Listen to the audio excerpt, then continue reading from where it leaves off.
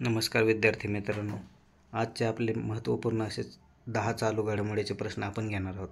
आंतरराष्ट्रीय space station ISSवर जाणारे पहिले भारतीय अंतराळवीर कोण बनलेले आहे? Option A Aarti Pandey, option B Kalpana Chawla, option C Shubhangi Shukla आणि ऑप्शन डी शुभांगी चव्हाण.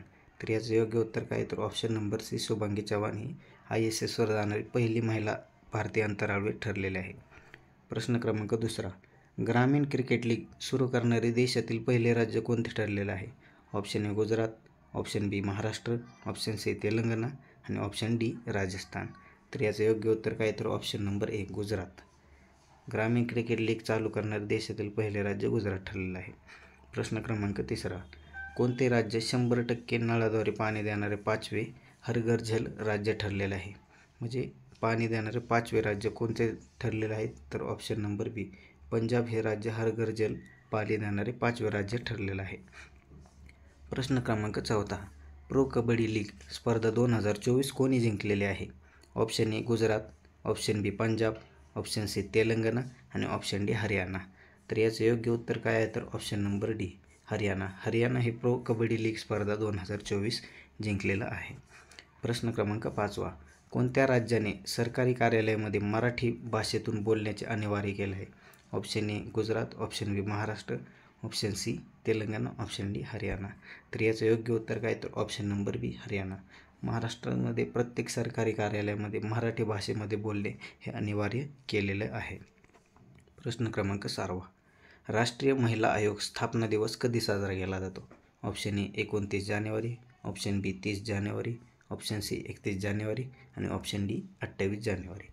तर याचं योग्य उत्तर काय? तर ऑप्शन नंबर सी 31 जानेवारीला राष्ट्रीय महिला आयोगाची स्थापना दिवस साजरा केला जातो. प्रश्न क्रमांक 7. CK नायडू जीवनगौरव पुरस्कार कोणास मिळाला? Option A Shubman Gill, option B Virat Kohli, option C Ravindra Jadeja आणि option D Sachin Tendulkar.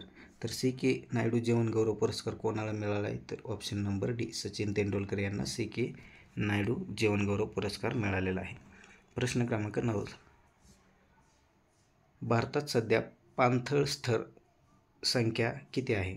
Option A 78, option B 84, option C 86 आणि ऑप्शन डी 85. तर याचं योग्य उत्तर काय? तर ऑप्शन नंबर डी 85 एवढं भारतात सध्या पाणथळ स्थळं आहेत. प्रश्न क्रमांक 9. महाराष्ट्रात सध्या पाणथळ स्थळ किती आहेत?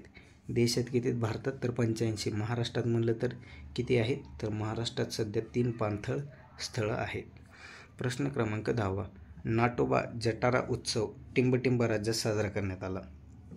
Option A Haryana, option B Rajasthan, option C Telangana आणि ऑप्शन डी पंजाब.